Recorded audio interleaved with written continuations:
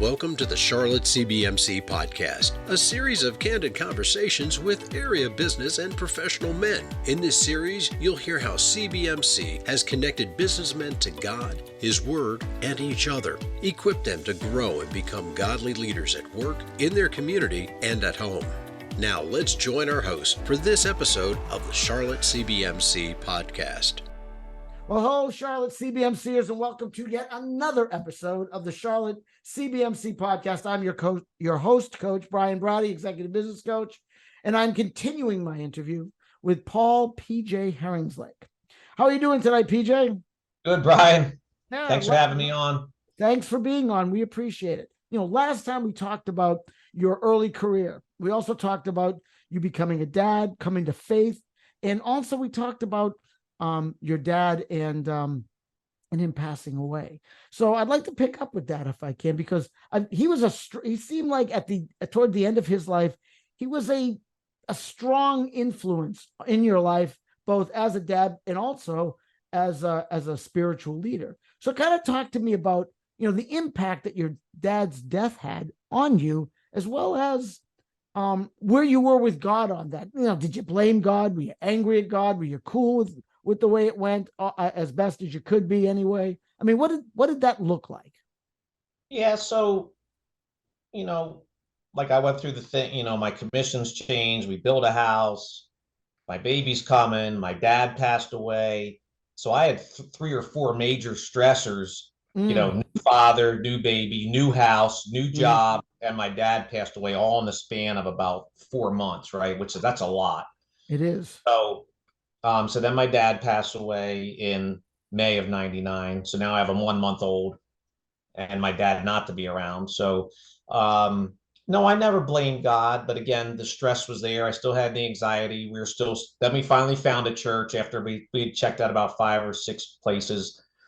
And, so we were regularly going, Jordan would go to the little child care place and we would go sit and watch the service and all that. And, finally, in February of 2000, I'll never forget, because my mother-in-law, we were living in Suffolk, Virginia. She came down to visit us, and me and Emily went.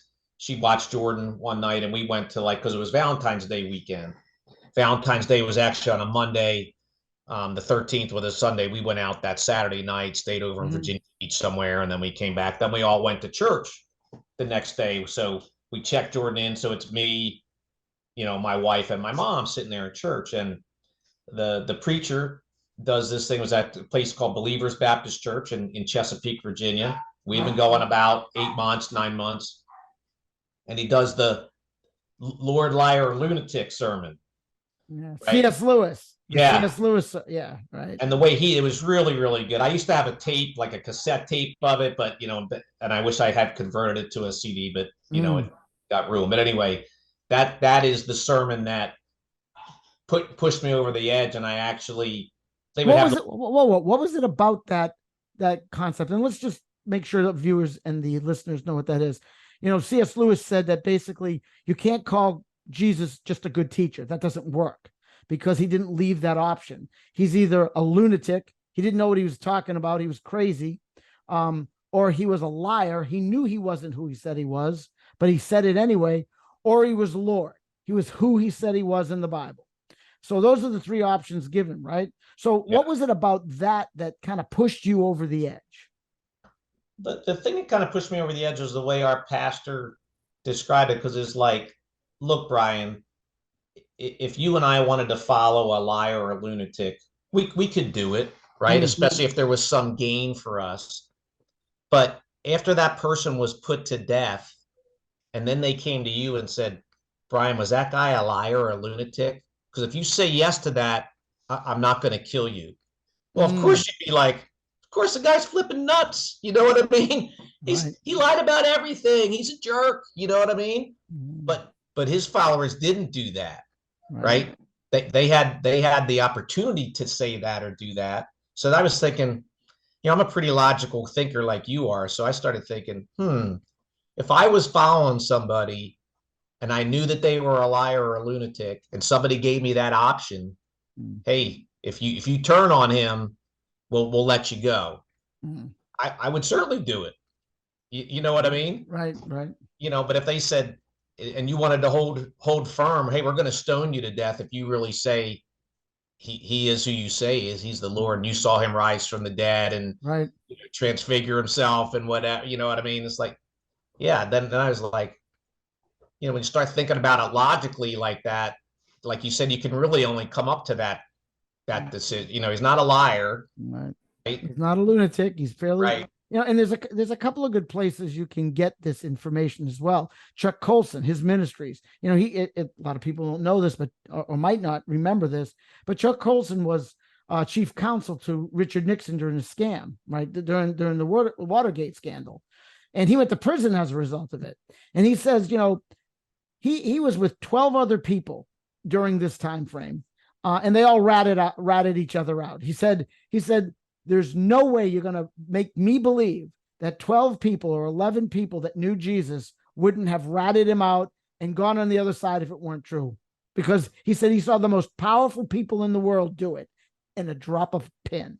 So it's kind of what you're thinking about here. Life wasn't on the line. That was just whether to go to prison or not. You know what I mean? Exactly. You know? So this appealed to you from a logical standpoint. What was your thoughts about Christ before? Now, I know you believed in God, right? You believed in God ever since you were a kid.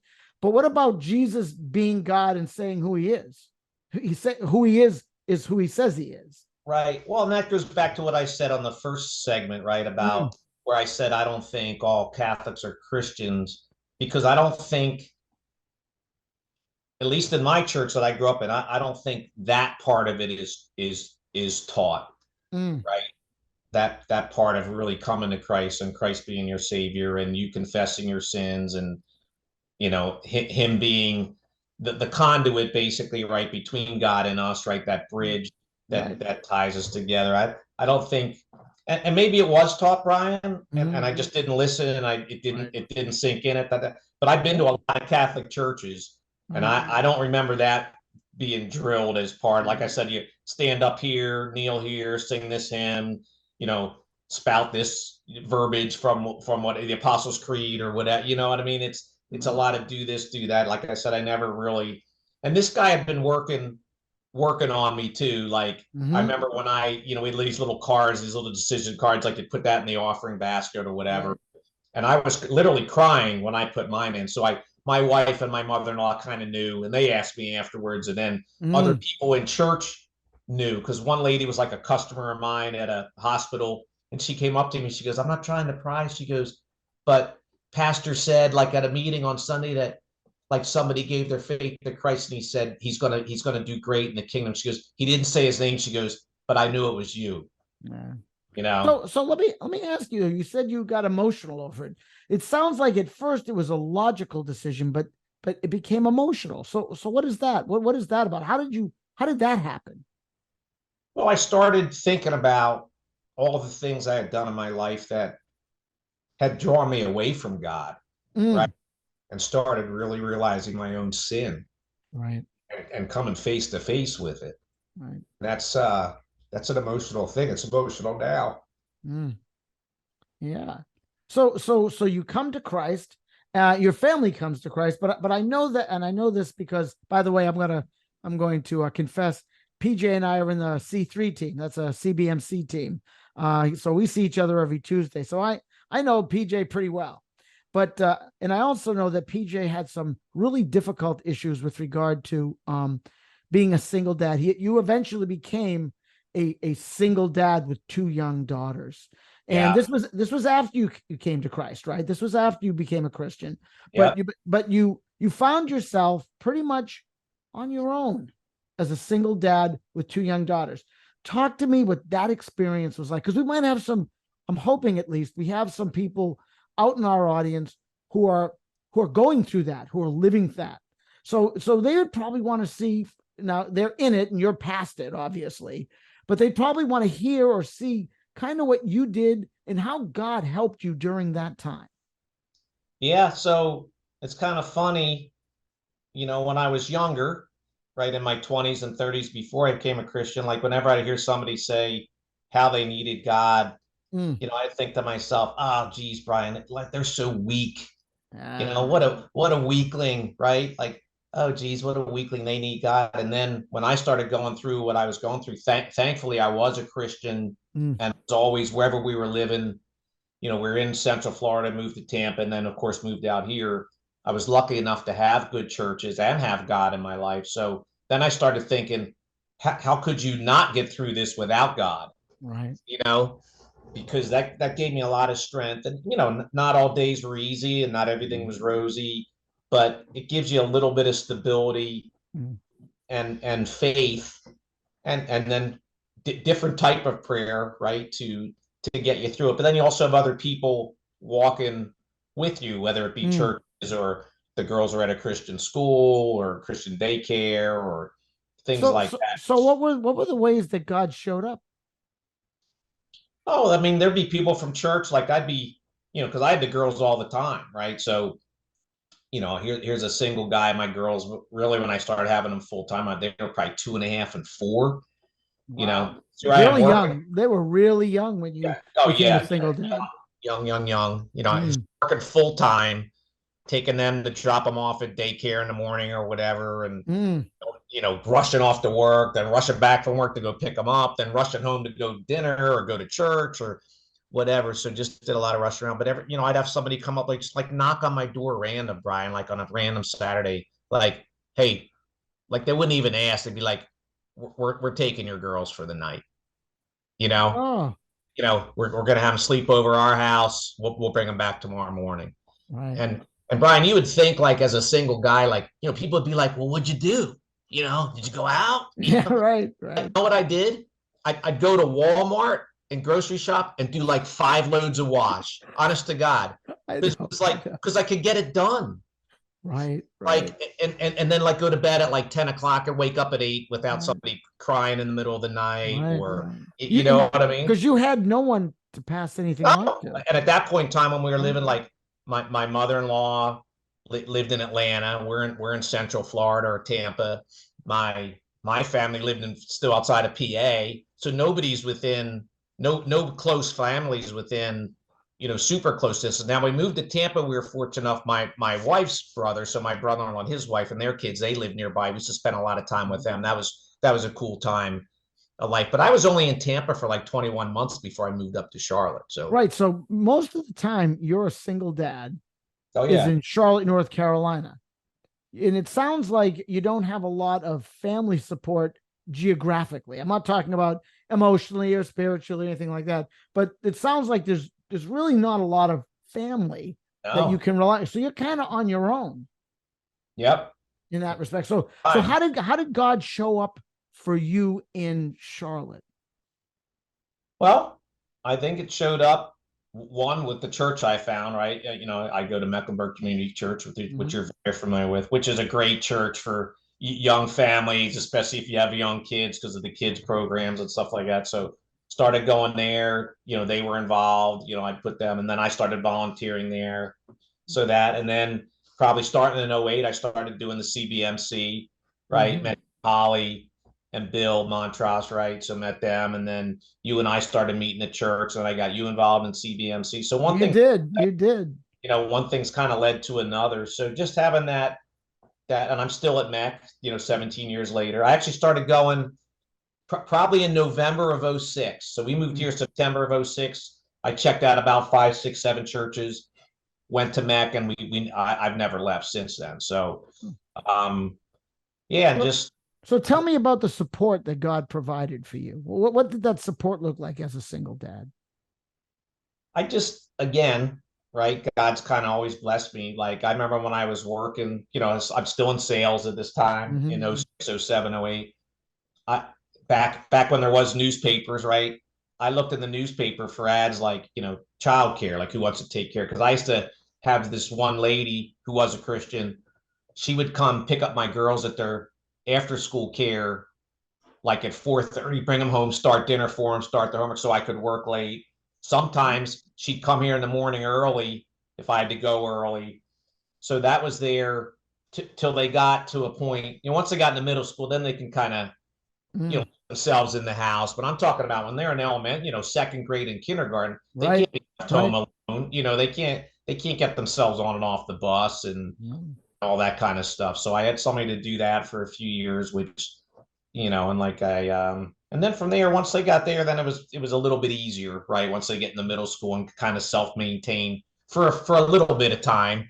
I'm not saying I left them alone for weekends, right? They might be at home for an hour by themselves or something like that.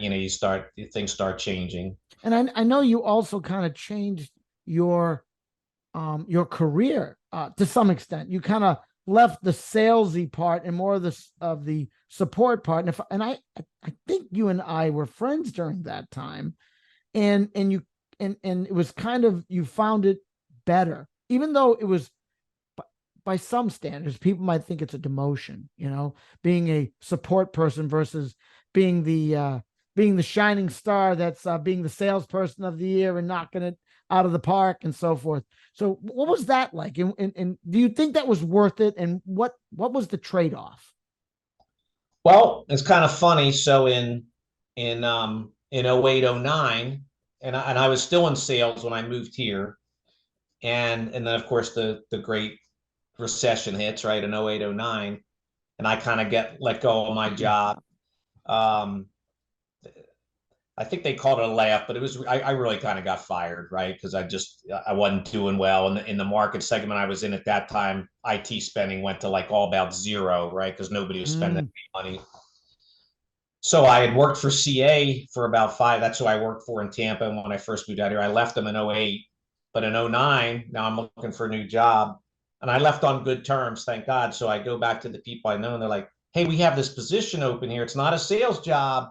It was they called it a SAM, a support availability manager, but now it's a customer success manager. Are you interested? And I'm like, well, better than nothing. You know what I mean? Right, And it's right, funny. right.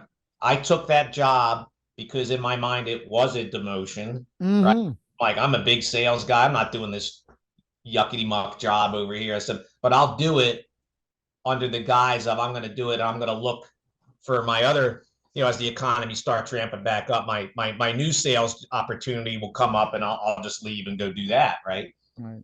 Well, I'll never forget one time, maybe I was 2 months into the job. I got the girls on their bus, for middle school or whatever. And then I was walking down to the sports club here in Highland Creek because I get them on the bus at like 8 o'clock or whatever. And then I would walk down to the sports club and just do a quick workout and then get on my calls or go visit customers or whatever I was doing. I never forget the one time I'm walking down the thing. I think I had my headphones on. The bus goes by and hear the girls, hey, Dad, like waving out the window. And, hey, Mr. PJ, like waving and stuff like that. I'm like, hey, how you doing? And then they drove away, and I'm like, wait a minute. My girls just waved to me off the bus, smiling, laughing. I'm happy, relaxed. I'm walking to go work out at 8 o'clock in the morning, right?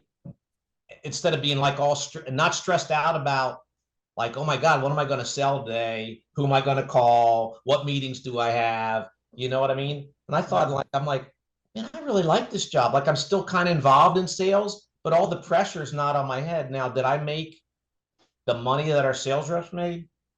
No, not even close. But I made enough, right? Had good benefits, good job. And I ended up working for CA for 15 years. And in that capacity. Well, 15 years total, but from 09 until they sold us in 2018, I was never in sales again. I was either in the support role or services, or I was always affiliated. And then all my other jobs since then, I've always been in this customer success role for the past, and it's my favorite job of all time, really. So it's good. Again, God kind of, here we are in the worst recession our company's ever had. I didn't even interview for my job, really. They just said, yeah, we'll bring them back. You know what I mean? Yeah. So basically God transitioned you, but the world could think is a demotion and bad, but it actually was for your good and for your family's good, because you could be a dad. You could be a dad and you could provide. And I would imagine maybe some of that pressure was lifted that also helped you be a better dad by not being freaked out about having to sell. So we're coming up on the closes. And I always ask my interviewees this. I always ask my guests this. PJ, picture you're out there in the audience. You're young. And you are a single dad with 2 young kids at home, and you're trying to figure out what your next 5 minutes are going to be. What are a couple things of encouragement or words of wisdom that you would give that person who is in your situation? I would say, start somewhere, right? Either go find a church or a Bible study group or CBMC or some other thing that can put you into a place where you can start becoming maybe more spiritual. And what I mean by that, Brian, is, in our society, I think we deceive ourselves, right? So somebody that's maybe just kind of kicking the tires on spirituality, if you think you're going to pick up the Bible and read it cover to cover and be an expert, you're kidding yourself. Right. But why do we do that with spirituality, right? Right. If you've never basically get in community. Yeah, do some sort of community, but don't worry about that you don't know everything. And I'm going to use this analogy. I don't know why people think they need to do this spiritually, like be this perfect person before they can become spiritual. But if you hadn't worked out in 20 years, Brian, nobody in their right mind would go to a gym and go, hey, put 500 pounds on the bench press and let me start there, and I'll and I'm going to run a marathon before I do that. Let's start there, right? You people look at you and go, dude, you're nuts. One, you're going to have a heart attack and die. Like once you're on 2 miles, you're going to fall over. Right. You can barely lift the bar, let alone 500 pounds. So why don't we start there? Why don't you walk on the treadmill for 15 minutes, and we'll do 3 sets of 135. Let's see if you can do that, right? So get to the gym and get involved first, and then worry about the growth.